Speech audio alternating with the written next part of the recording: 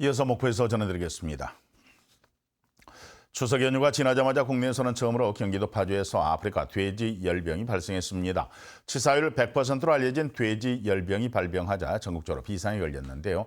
전라남도도 전국 돼지 사육 규모의 10%를 차지하고 있는 만큼 아프리카 돼지 열병의 유입 방지를 위해서 총력전에 들어갔습니다. 선준수 기자입니다. 무안군의 한 돼지 농장.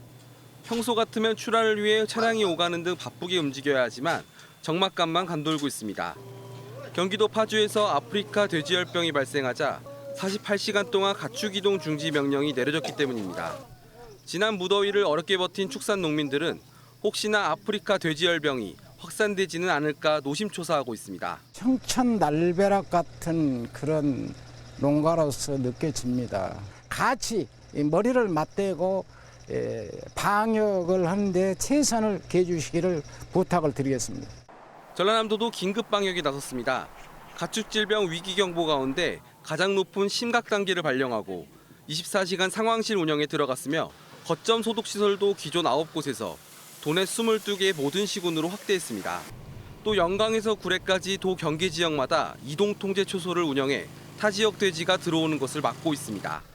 특히 축산농가 모임은 전면 금지하고 농장과 독축장에 대해서도 매일 소독에 들어갈 예정입니다. 일단은 우리 도로 유입하는 걸 최대한 지금 막는 게 급선무다. 그래서 지금 차단 방역 대책을 철저히 좀 수립해서 진행하고 있다는 말씀 드리겠습니다. 현재까지 경기도 파주의 돼지열병 발병 농가와 전남 농가들의 역학관계가 없는 것으로 파악된 상황. 전남도는 그러나 안심할 수 있는 상황이 아니라며 돼지열병의 외부 유입을 막기 위한 가동 자원을 총동원하겠다고 밝혔습니다. KBS 뉴스 손준수입니다. 아프리카 돼지 열병이 발병한 가운데 전남도가 돼지고기에 대한 과도한 불안감을 경계하고 나섰습니다. 전남도는 아프리카 돼지 열병이 인수 공통 전염병이 아닌데다 발병한 돼지고기 등은 모두 매몰 처분돼 시중에 유통되지 않는다고 밝혔습니다. 전남도는 또 돼지고기를 먹을 때 감염 걱정을 할 필요는 없고 평소와 마찬가지로 익혀서 섭취하면 된다고 덧붙였습니다. 적조 경보가 내려진 여수 돌산읍 인근 해역에서 양식어류 24만 마리가 폐사했습니다. 전라남도는 지난 13일부터 오늘까지 여수 돌산읍 우두해역과 군내리 해역 등의 양식어가 12군데에서 돔과 우럭 등 어류 24만 마리가 폐사한 것으로 집계됐다고 밝혔습니다. 전남도는 폐사한 어류 일부의 아가미에서 적조생물이 함께 발견이 됐다며 국립수산과학원에 정확한 폐사 원인의 조사를 의뢰했다고 밝혔습니다.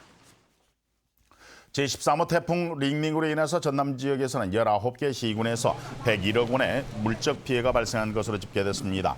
전남도는 이번 태풍으로 인명피해는 발생하지 않았지만 주택 58동이 침수되거나 파손이 됐고 벼 쓰러짐 7,400헥타르, 과수 피해 1,233헥타르가 발생한 것으로 집계됐다고 밝혔습니다. 시군별 피해 규모는 신안군이 47억 1천만 원으로 가장 컸고 진도군과 해남군이 뒤를 이었습니다.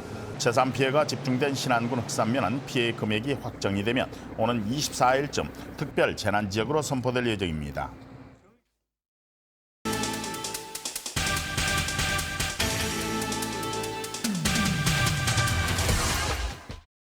조성된 지 20년 된 목포 평화광장에 대한 구조 개선 사업이 추진됩니다.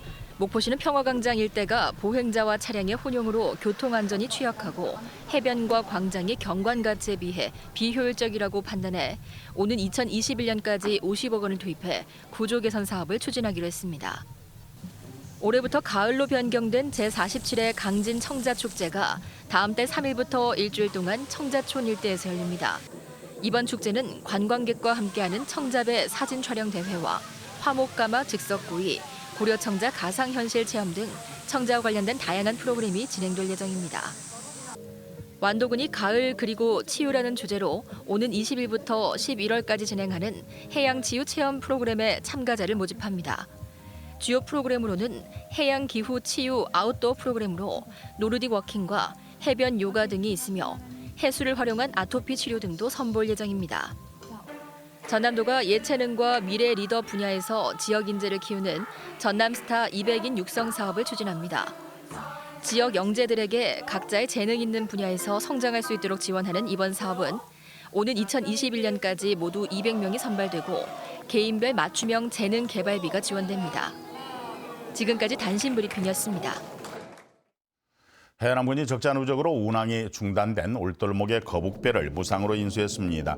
해남군은 이에 따라 울돌목 거북배를 유람선으로 등록하고 우수형 항구와 이마도 인근 등 새로운 코스 등을 개발해서 내년 1월부터 운항에 들어갈 예정입니다. 전남개발공사가 44억 원을 들여서 건조한 울돌목의 거북배는 2008년 취항 이후 10년 동안 35억 원의 적자가 쌓이면서 지난해부터는 운항이 중단된 상태입니다. 전남의 교통문화 지수가 전국 최저 수준을 기록한 가운데 매년 하락하고 있는 것으로 나타났습니다. 국토교통부가 발표한 지역별 교통문화 지수 자료를 보면 지난해 전남의 교통문화 지수는 73.96으로 17개 시도 가운데 15위를 기록했습니다.